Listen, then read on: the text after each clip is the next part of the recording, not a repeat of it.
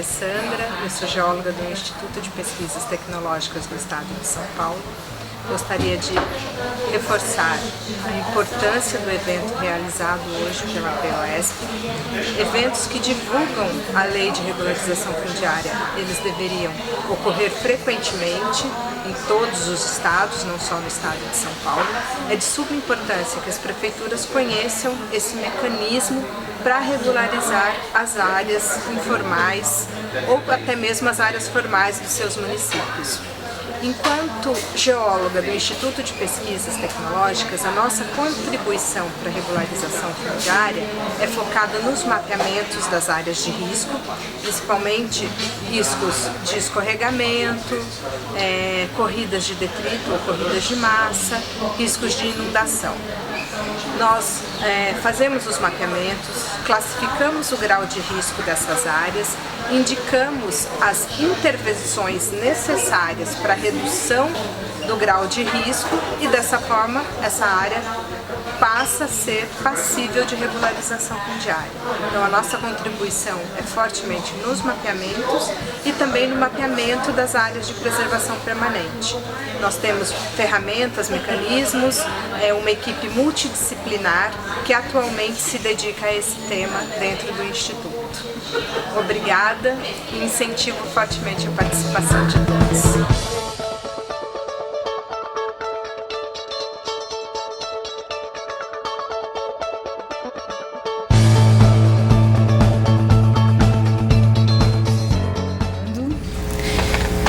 Convido o professor Adilson Rodolfo Neves, que será o próximo moderador. Ele que é técnico em agrimensura, engenheiro agrimensor, pós-graduado em georreferenciamento de imóveis rurais pela Faculdade de Agrimensura de Pirassununga, mestrado em geografia agrária pela Unesp, professor da ETEC, Centro Paula Souza de Jacareí, nos cursos de georreferenciamento e recursos hídricos, topografia, batimetria, geodésia, cartografia aplicada, posicionamento por satélites e georreferenciamento de imóveis rurais. A palestra agora é mapeamento de riscos e a regularização fundiária. Será proferida a quem eu convido para a mesa a doutora Alessandra Cristina Corsi. Ela que possui graduação em Geologia pela Universidade Paulista, Júlio de Mesquita Filho, mestrado e doutorado em Geociências e Meio Ambiente pela Universidade Estadual Paulista, Júlio de Mesquita Filho. Atua como pesquisadora e docente do Instituto de Pesquisas Tecnológicas do Estado de São Paulo. Tem experiência de geociências com ênfase em sistemas de informações geográficas, cartografia geotécnica, atuando principalmente nos seguintes temas nos temas de riscos geológicos, mapeamento e gerenciamento de áreas de risco, processos de dinâmica superficial, erosão, escorregamento e inundação, cartografia geotécnica e geoprocessamento. Com a palavra, doutora Alessandra Cristina. Boa tarde a todos.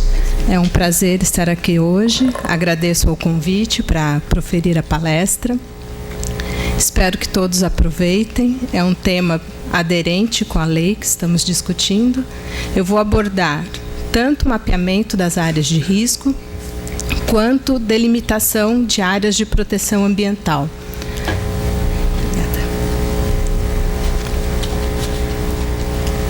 Eu trabalho no Instituto de Pesquisas Tecnológicas, no Centro de Tecnologias Geoambientais.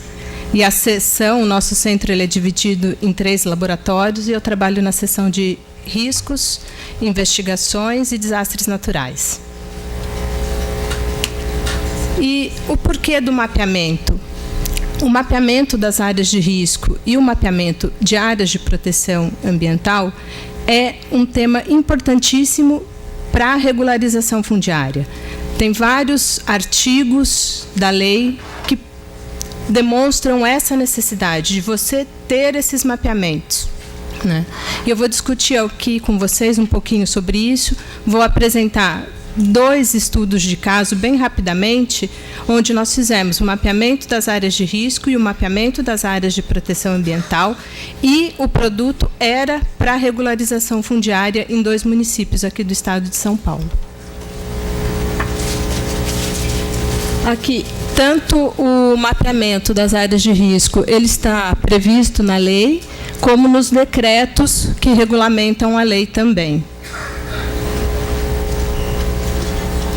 Aqui, no decreto que regulamenta 9.310, de 15/3, no artigo 4, no parágrafo 5, ele diz que é necessário proposição de intervenções para a prevenção e o controle de riscos geotécnicos e de inundações.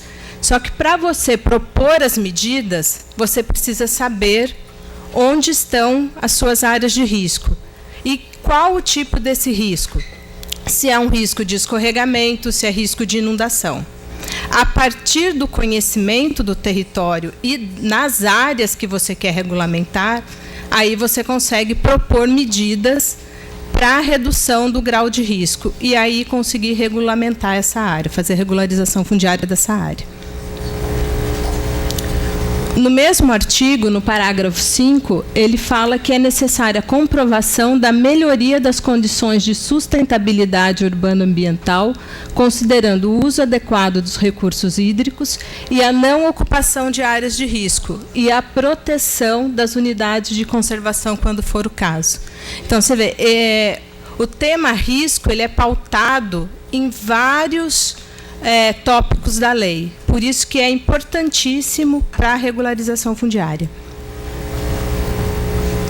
Caso eu esteja falando muito rápido, por favor, me avisem, tá? Eu tenho mania de disparar. Então, por favor, peçam para eu falar mais calma, mais tranquila, que eu sei que a gente tem tempo, tá tranquilo. No próprio artigo 4, também, no parágrafo 6, ele fala da identificação das áreas consideradas de risco de inundação e movimentos de massa, tais como deslizamento, queda e rolamento de blocos, corrida de lama e outras definidas como de risco geotécnico.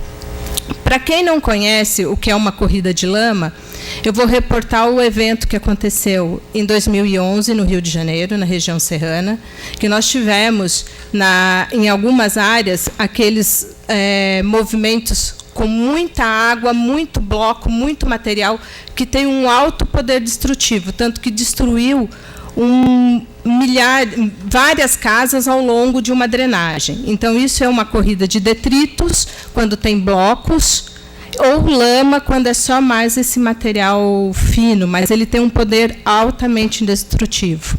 O deslizamento é o que a gente vê normalmente na mídia, que nas ocupações, nos assentamentos, ocorre atrás das moradias, você tem aquela ruptura do talude, esse material desce, atinge moradias, já levou a vários óbitos, tanto no estado de São Paulo quanto em outros estados.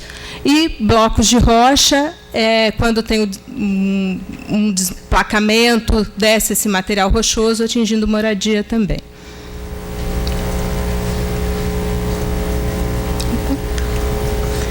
E na seção 3 do projeto de regularização fundiária, no artigo 30, ressalta-se que o estudo técnico para situações de risco, quando for o caso. Então, quando a prefeitura inicia o seu projeto de regularização fundiária, se ele já tem um mapeamento anterior das suas áreas de risco, ele faz a atualização dessa área, porque como a ocupação das áreas é dinâmica, quando você tem um mapeamento que ocorreu há 5, 6 anos atrás, era dentro de uma situação de ocupação daquela área. Quando você vai mapear novamente aquela área, às vezes ela está tão andessada que ela já não tem mais o risco que foi mapeada há 8 anos atrás. Então, normalmente, quando começa o processo de regularização fundiária, ou o IPT ou outras empresas são contratadas para verificar a situação de risco dessas áreas. Aqui no artigo 36, ele fala que, para que seja aprovada, as áreas com situações de risco geotécnico, de inundação e outros, deve ser elaborado um estudo técnico a fim de examinar a possibilidade de eliminação, de correção ou de administração de risco na parcela afetada. Então, quando nós mapeamos, nós seguimos já uma metodologia consagrada no Brasil, que foi elaborada pelo IPT em conjunto com o Ministério das Cidades. Ela é adotada no Brasil todo para a elaboração dos planos municipais de risco. Então, dentro dessa metodologia, é prevista a indicação das intervenções para a redução do grau de risco. Então, a partir desse estudo, você também já tem a proposição das medidas necessárias para reduzir o risco.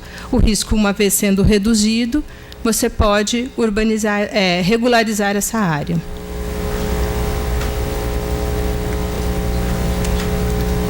Quanto às áreas de preservação permanente, a gente, na lei e mesmo no decreto, ele remete ao artigo 64 e ao artigo 65 da Lei 12.651. No artigo 64, trata da reurbanização das áreas de interesse social. Então, para essas áreas, você tem estudos específicos e você tem que comprovar a melhoria da qualidade ambiental.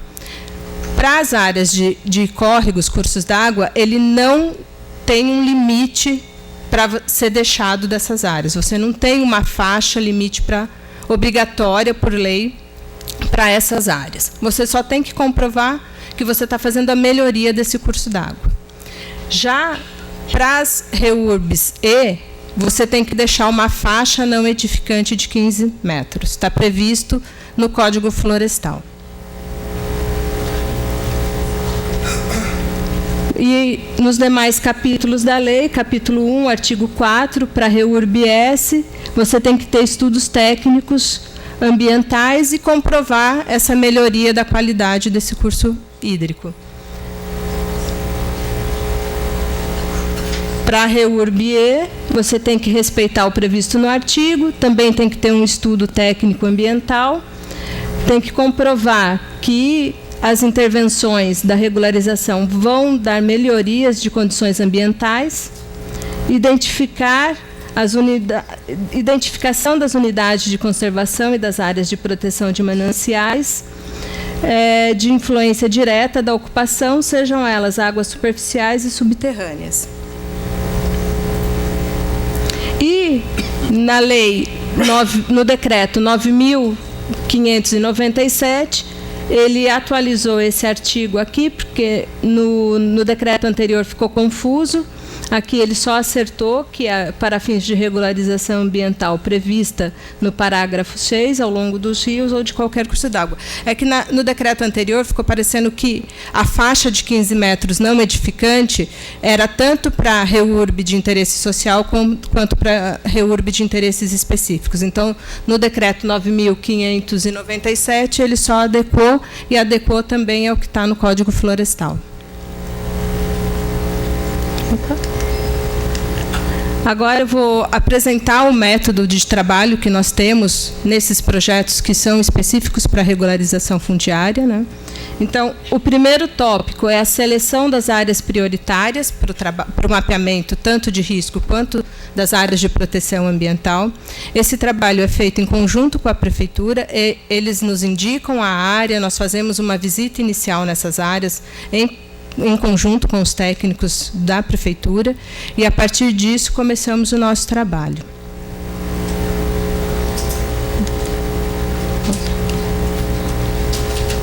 A partir dessa seleção das áreas prioritárias, nós iniciamos o mapeamento das áreas de risco.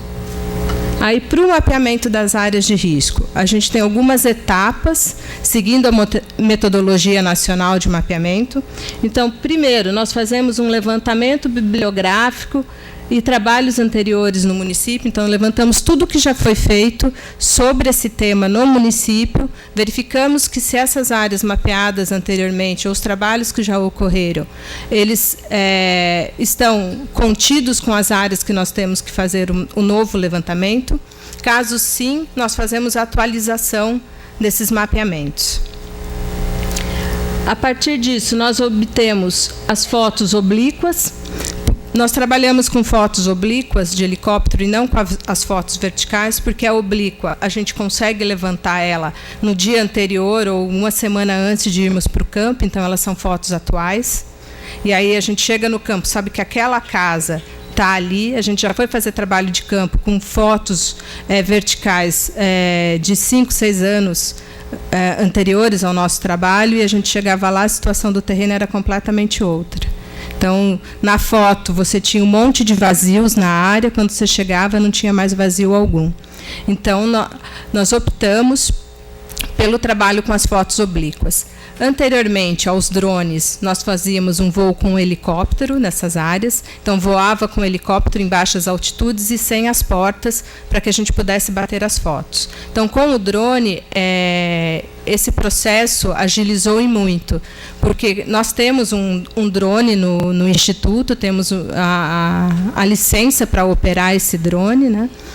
Temos um técnico especializado na operação do drone, e aí a gente consegue com ele ir, por exemplo, hoje fazer o levantamento com o drone e amanhã já conseguimos fazer o mapeamento. Com o helicóptero não, você tem um processo, porque o IPT ele é uma empresa do Estado. Então nós temos que fazer licitação, aí tem todos os prazos legais para correr esses trâmites até a gente conseguir contratar o voo e voar. E já com o drone, não, isso agilizou em muito o nosso trabalho. E se a gente chega no escritório, verifica que faltou alguma imagem, algum pedaço da área que deveria estar melhor recoberto, a gente tem a condição de voltar no dia seguinte e refazer parte do trabalho. E aí nós fazemos, a partir da seleção das fotos, nós fazemos as vistorias de campo, aí temos uma ficha de campo com os indicadores geológicos e geotécnicos que temos que observar em campo, aí delimitamos o setor mapeado e definimos o grau de risco. E, a partir disso, nós fazemos a indicação das intervenções para os setores de risco alto e muito alto, e, além disso, fazemos uma estimativa dos custos dessas intervenções. E aí, quando nós fazemos um plano municipal de redução de risco, nós indicamos também as fontes possíveis de financiamento para que sejam feitas essas intervenções nas áreas. Anteriormente, com o Ministério das Cidades, nós tínhamos vários programas para realização de obras nas áreas de risco, né? Atualmente, esses programas eles estão em outros ministérios, e aí a gente tem que fazer novamente a identificação dessas fontes de financiamento.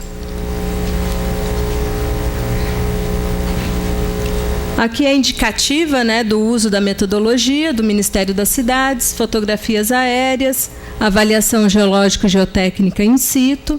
E aqui os fatores avaliados. A gente avalia o tipo de processo que a gente espera que ocorra naquela área, porque nem todos os movimentos de massa que estão contidos na lei vão ocorrer naquela área. Então, a gente identifica o tipo de processo que pode ocorrer. Em muitas das áreas, o processo que mais ocorre são os deslizamentos planares, que é aquela ruptura dos taludes, principalmente por conta da intervenção. Quando você tem, às vezes, uma encosta, ela é suave, mas você vai lá, corta 90 graus, e aí você pega esse material que você fez do corte, você joga para frente, faz um talude de aterro mal compactado, e aí onde nós temos as rupturas, no aterro mal compactado e no talude de corte. E aí mapeamos também a vulnerabilidade dos assentamentos urbanos e consideramos o potencial de danos. Quando a moradia é de alvenaria, ela tem uma resistência diferente do que uma moradia de madeira. Então, nós temos que considerar o padrão construtivo das moradias na hora da definição do grau de risco. Tá? E agora eu vou falar um pouquinho da delimitação da área de preservação permanente, como nós fizemos. Nós estruturamos tudo em base de dados cartográficas, em sistemas de informação geográficas. Então, nós utilizamos somente as ortofotos oficiais, né? Nós pegamos ortofotos com a Implaza, do levantamento de 2010 e 2011. As bases são as bases da Implaza ou do... do IGC, são todas bases oficiais. Nós não usamos o drone para o mapeamento das áreas de preservação permanente. Até porque pode ter alguma inconsistência entre o dado que vem do drone com o dado oficial, então nós preferimos usar somente as bases oficiais para delimitação de APP. A partir do que está definido na lei para a delimitação das áreas de APP, nós utilizamos funções dentro do SIG para fazer as delimitações, trabalhos de campo para verificar a condição de cada área de preservação delimitada, e depois uma análise integrada com o plano diretor da cidade, com se tem unidade de conservação ou não na área, uso do solo, situação dos cursos d'água, e aí essa situação é verificada em campo. Aqui é só um exemplo, rapidamente. Nós temos APP de topo de morro, que nós analisamos, temos APP de nascente, APP de encosta, APP de curso d'água, lagoa natural, reservatórios artificiais. Temos APP de borda de tabuleiros ou chapadas, de restingas e de manguezais. Então, nós avaliamos o município e identificamos os tipos de áreas de preservação permanente que nós devemos analisar nessas áreas.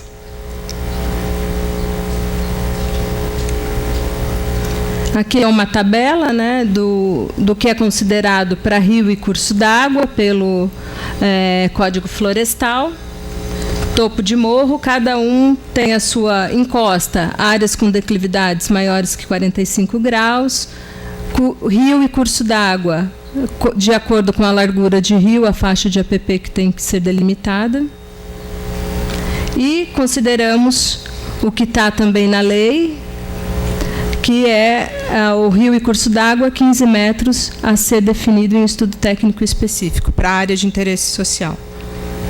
Específico, desculpa. E, a partir disso, fazemos uma análise integrada para cada área, se o tipo de APP e se tem APP nessa área que quer ser regularizada e se ela tem áreas de risco ou não. Então, nós verificamos a incidência tanto do risco quanto de área de preservação permanente em cada área analisada. Aqui é um exemplo. Esse aqui é para o município de São Roque. Nós fomos contratados pela Prefeitura de São Roque. Eles tinham um projeto de regularização fundiária de 22 áreas. Essas áreas, elas não estão localizadas somente na área urbana, elas são áreas também espalhadas no município, e aí são núcleos urbanos. São Roque, ela sofre um processo diferente dos outros municípios. A expansão urbana se dá não da área urbana dela, mas por ocupações vindas do município de Itapevi. Eles estão invadindo áreas no município de São Roque. Então, a maioria dessas áreas são invasões, são assentamentos precários.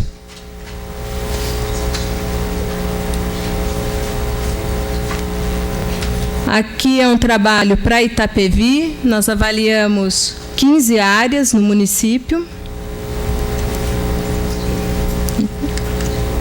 Aqui é um exemplo de uma área mapeada para risco. Então, esse é o limite, em vermelho é o limite da área que a Prefeitura está trabalhando para regularização fundiária. É grande, é uma área consolidada, extremamente consolidada. Aqui nós temos uma drenagem que passa aqui na base da área. Esse canal já está completamente modificado, ele não tem mais a função de uma APP, né? E aqui está a área de risco. Essa é uma área de risco alto, então nós indicamos para a Prefeitura as intervenções necessárias nessa área para que eles fizessem a redução do grau de risco e assim pudessem regularizar esse trecho aqui. Então, pela lei e pelos decretos, essa área aqui toda ela pode regularizar e aqui somente após as intervenções estruturais e não estruturais. Tá? Na maioria das vezes, a intervenção é o disciplinamento das águas. O que a gente tem, muitas vezes, nas áreas de risco é o lançamento desordenado das águas. E isso contribui para o escorregamento. Então, a partir do momento que você faz uma canalização correta, retira da encosta o lançamento de águas, você já está reduzindo o grau de risco. Tá? E são, às vezes, obras simples que a própria prefeitura pode realizar. Não são obras tão complexas, que precisa de contratação. Tá? Aqui é um detalhe, né, na foto oblíqua. Essa foto oblíqua, vocês vão ver a diferença com a próxima área que eu vou mostrar. Essa foto aqui foi obtida de helicóptero, no sobrevoo com um helicóptero. Que no ano que nós fizemos esse trabalho, nós não tínhamos o drone ainda no IPT, então tivemos que contratar o sobrevoo de helicóptero. Vocês vão ver nitidamente a diferença de qualidade de uma foto para outra, até porque na hora que nós batemos, o helicóptero tem, ele não fica estável totalmente, então ele tem o balanço ali, aí você balança ali agarrado na porta, a máquina também, às vezes você balança a máquina, então tem, e também tem o fotógrafo, né? Nem sempre o fotógrafo é assim de excelência, né? Falo por mim, que eu não sou uma fotógrafa de excelência. Você pensando no paraquedas para não cair.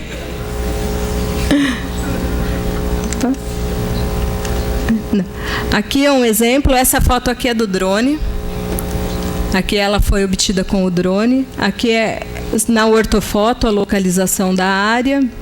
E aqui o detalhe da área mapeada. Esse é o limite que a prefeitura vai regularizar. Aqui, nesse cantinho da foto, tem um córrego. Ele passa bem aqui. E aqui é uma área de encosta. Essa área aqui de encosta, ela não tem risco nem R3 nem R4. Ela é só um setor que a gente definiu como de monitoramento, que a prefeitura tem que só ficar de olho para que a situação não se complique. Então, é evitar que façam novos cortes, que façam intervenções. Se a área se mantiver assim, ou adensar os vazios, ela não vai ter problema. Aqui é uma área de risco alto para inundação. As moradias, elas acabaram construindo em cima do córrego, né? Esse córrego já ele está completamente poluído. Você vê o lançamento de esgoto, lixo para dentro do córrego. Então, inclusive a avenida principal, tem uma avenida principal aqui, ela segue contornando o córrego. Então, ele já não tem mais a função ambiental, o córrego em si. Então, não é necessário a delimitação da APP, até porque essa área é uma área de interesse social da prefeitura, é uma REURB-S. O problema é como você vai dimensionar as obras para inundação, porque é uma área de risco alto para inundação. E para inundação, às vezes você precisa contratar estudos específicos, porque você tem que ver o regime de chuva da bacia, qual é a contribuição que vem de água para essa bacia. Então, ela não é uma indicação simples de obra, ela precisa de estudo mais detalhado. E eu não posso dizer para ela, tira ou deixa uma faixa de 15 metros, você não vai ter mais problema de inundação. Realmente, em casos de inundação, nós indicamos que precisam de estudos específicos, porque até a gente não... Eu não sou hidróloga, apesar de ser geóloga, eu não trabalho com essa linha de hidrologia, precisa de ter uma equipe multidisciplinar para fazer esse trabalho. Então, nós indicamos, nesse caso, para a prefeitura, que ela fizesse estudos de detalhe para definir o que era melhor. E aí, o que a gente indica também é que, vista a obra que tem que ser instalada, ela faça uma avaliação do custo-benefício. Porque, às vezes, o custo da obra é muito mais caro que o custo de remover aquelas casas e assentar em outro local. Ou no próximo, porque, às vezes, você tem área livre que não está em risco dentro da área da ocupação, então você pode usar esses terrenos para realocar essas pessoas, para evitar aquele custo social. Porque, às vezes, você realoca as pessoas para uma área muito longe. E ela perde as referências, porque naquele local onde ela morava anteriormente, ela tem a escola do filho, ela tem o posto de saúde, ela pode trabalhar ali perto, e aí você move essa pessoa para uma área muito distante, ela vai perder todo esse referencial. Então, as questões sociais também são importantes na hora que você vai pensar em remoção de moradores do seu local original. Tá? Então, é um conselho para todo mundo que sempre se preocupe com as questões sociais. Aqui é só uma foto de chão, né, durante o mapeamento dessa área. Você pode ver aqui que a qualidade da água, ela é uma água escura, tem lixo, entulho no córrego. Aqui para ver, ó, a moradia, ela já está aqui na borda do córrego. O córrego também não tem a qualidade ambiental. Aqui, especificamente um caso, não incide áreas de proteção ambiental nessa área, mas ela tem setores de alto e muito alto risco. Já teve eventos aqui no passado. Aqui embaixo são garagens, não são moradias, então não teve perda material, mas não teve perda de vida no caso do escorregamento.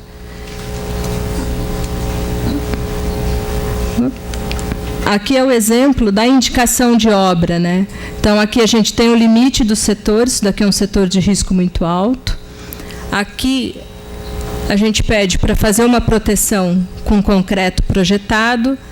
Aqui é para fazer o acesso, para melhorar o acesso às moradias. E em azul aqui é tudo drenagem. Aqui também drenagem e um acesso, escada d'água, canaletas, caixas d'água, impermeabilização. Então, aqui nesse caso a gente tem obras mais complexas, que aí a prefeitura precisa contratar alguém. Mas, como ela vai regularizar, ela tem que avaliar o custo-benefício. Nós temos essas moradias aqui do topo que serão atendidas e as intervenções aqui. Ela tem que verificar se esse custo-benefício vale para a prefeitura. Eu falo que é prefeitura aqui porque essa aqui é uma área pública. Nesse caso, eu sei que é uma área pública, então o custo da regularização recai sobre a prefeitura. Aqui é um exemplo de delimitação em área de APP. Aqui, no caso, esse trabalho que nós fizemos foi anterior a 2017, então nós usamos o que estava no Código Florestal para regularização e outras leis. Aqui a faixa é de 30 metros. Aqui não é uma área urbana, é considerado área rural do município. E aí a dúvida é, numa área rural, incide o mesmo do urbano? Agora, de manhã, na palestra de manhã, ficou claro, se é um núcleo urbano em área rural, vale o que é do urbano. Então, agora ficou mais fácil para os mapeamentos. Aqui é um outro exemplo de ocupação. Você vê que também o córrego é um córrego pequeno e você tem a moradia. As moradias, elas estão dentro da área de proteção ambiental. Aqui é um outro exemplo. Essa daqui, o córrego está... Na carta topográfica, você tem o córrego. Quando você vai na área, você não acha mais o córrego. Aqui são equipamentos públicos, escola, ginásio, construídos pela prefeitura. Aqui está a ocupação, onde eles vão fazer a regularização fundiária. Você vê um cano, e parece que é o esgoto, não uma drenagem. Então, realmente não dá para você considerar como área de preservação permanente. Eu acho que quando você pede os estudos ambientais e você pede que melhore as condições com a coleta de esgoto e a coleta de lixo e tudo mais, você vai melhorar enormemente. Futuramente, você vai ter uma qualidade ambiental nesse curso d'água. Aqui é um outro exemplo também. Essa área está totalmente ocupada. Aqui ainda tem uma área de mata preservada, alguma coisa de vegetação, mas o curso d'água está completamente ocupado. O que nós fizemos? Nós delimitamos uma faixa de 15 metros e uma faixa de 30. E uma faixa aqui de 5 metros, caso queira deixar alguma faixa de proteção, para que você não tenha aqueles problemas de solapamento de margem. Porque um outro grande problema é que, dependendo da chuva que você tem e da velocidade que essa água chega aos cursos d'água, você tem aquele solapamento da margem do córrego, e com isso você pode derrubar a moradia quando elas estão muito próximas às margens do córrego. Aqui é um caso interessante. Essa imagem aqui é uma imagem da Emplaza, o ortofoto de 2010-2011. As moradias não estão na faixa dos 15 metros de APP, um pedacinho de moradias na faixa dos 30 metros de APP. Essa é a ortofoto com o drone que nós fizemos para uma experiência. As moradias agora estão na faixa de 15 metros de APP. O que aconteceu? Um condomínio grande aqui, ele mudou o curso d'água para ele estar com os 30 metros de proteção ambiental. E o bairro agora está dentro de área de proteção ambiental. Se você pergunta, não tem nenhuma autorização. Não tem autorização da prefeitura, não tem autorização da CETESB, não tem autorização de ninguém. E eles fizeram essa alteração. E aí o problema, a prefeitura quer fazer a regularização fundiária desse local. E se depara com esse problema, que agora ela sabe do que aconteceu, então ela vai ter que agir contra esse condomínio. Então é um exemplo de coisas que a gente vai se deparando. Alteração do curso d'água sem ortógado da EE. A gente encontra muito no trabalho quando você vai fazer mapeamento de áreas de risco de inundação ou quando você vai mapear APP. Isso a gente sempre encontra. Coisas que não foram autorizadas, ninguém sabe, ninguém nunca viu, curso canalizado, nascente canalizada, ninguém sabe, ninguém viu. Então é um outro problema que os técnicos se deparam em campo. E aqui é a análise integrada dos dados, né? A área de risco com a área de APP, e aqui uma caracterização dessa área. E aqui uma outra forma que nós fizemos a análise integrada, nós também analisamos o ano de implantação de cada bairro, porque tem a anterioridade à lei. Então, dependendo do ano de instalação desse bairro, ele tem a anterioridade da lei, então eles conseguem fazer a regularização fundiária mais facilmente. E analisamos se dentro do plano diretor, se ele está definido como ZEIS ou como área de interesse social, ou aqui se ele está dentro da área urbana do município. Verificamos o tipo de ocupação, né? Porque, como eu falei, a gente analisa se é APP em encosta, e aí se tem mais que 45 graus não pode ser ocupada essa área. Se é APP de curso d'água, se é APP de nascente. A gente tem muita nascente na área urbana. E a gente não encontra as nascentes porque, normalmente, elas já estão ocupadas. Então, a gente viu em algumas áreas que a nascente existia porque o morador falava, aqui sempre está úmido, a gente vê quando chove saindo filetes de água, mas ele já ocupou, ele está aterrando. Então, isso é um outro problema nessas áreas. Eu queria agradecer a todos, muito obrigada. Deixo o meu contato, caso tenha alguma dúvida, algum interesse de mapeamentos de área de risco, estou à disposição. Obrigada.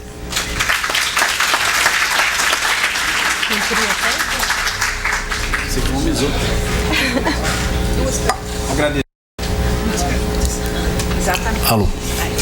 Agradecer à professora doutora Alessandra, que foi mais do que rigorosa com o tempo, até economizou um pouco, mas obrigado pelas suas palavras aí. E E aqui eu queria aproveitar para dizer assim da importância, e falo isso um pouco voltado para os meus alunos lá da ETEC, da FATEC, do curso de geoprocessamento de agrimensura, o quanto que é importante o mapeamento, o geoprocessamento nesse mapeamento de área de risco. Bom, coisa que vocês veem todos os dias, mas que fica reforçado aqui também na contribuição dessa ferramenta ou dessas ferramentas aí na questão da regularização fundiária.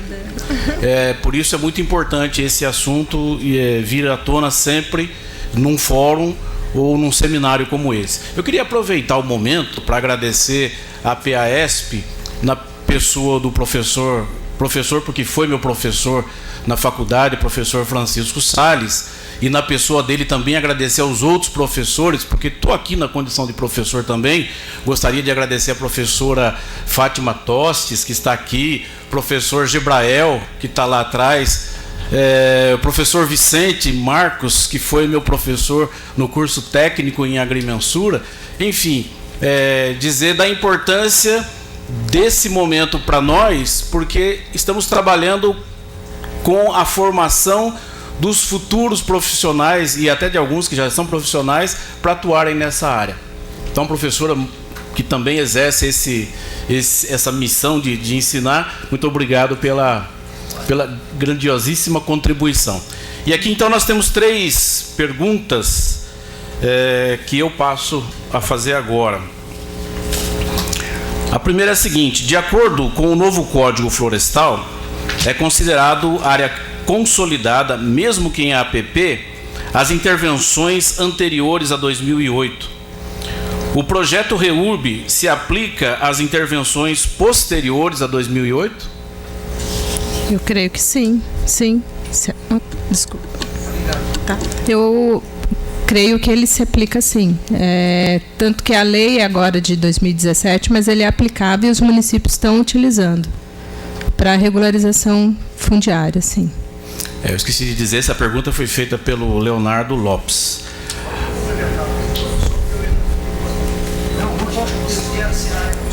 Nós estamos atrasados aqui com a questão do tempo, então gostaria de, depois, se você quiser complementar, perguntar, ela responde para você. Depois, se você pergunta diretamente. A Cristiane Brandão, de novo, ela faz a seguinte pergunta: dentro da questão fundiária, projeto de lei 13465, tem algum artigo que trata da questão sanitária, saneamento básico, esgoto, lixão, ela fala aqui, resíduos sólidos?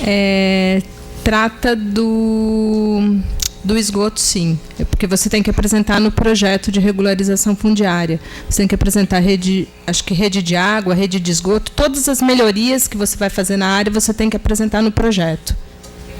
Tá? E nunca cita sobre a questão do saneamento básico? Não, depois... Não, sim, sim, precisa sim, Cristiane. E eu acho que o professor dela tem que dar ponto positivo para ela. Não, ela vai... Ela é participativa. A partir de hoje, parabéns, as Cristiane. notas mudaram. Nota 10. E a pergunta do Eduardo Silva, também um aluno nosso lá do geoprocessamento, ele faz a seguinte questão: sobre a área de preservação permanente, a largura do curso d'água, área urbana de 15 metros e rural de 30 metros na área industrial, qual medida? Aqui ficou um pouco... Então, na verdade, a gente não tinha clareza como tratar a área rural. Agora, como é um núcleo de área... O núcleo é um núcleo urbano, ele está na área rural, porque...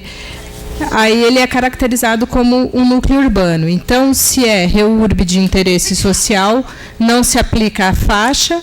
E se é de interesse específico, aí sim 15 metros de faixa não edificante ao longo do curso d'água. Muito obrigado novamente, professora. Agradecemos muito a sua contribuição. Obrigado a todos que interviram também. E uma salva de palmas. Eu quero convidar para entregar o certificado à professora Alessandra o engenheiro agrimensor Marco Antônio Carvalho, ele que é também um parceiro da PAESP, representando aqui a empresa Guandaline, um dos patrocinadores desse evento. Por gentileza. E também nesse intervalo agradecer, professora Alessandra,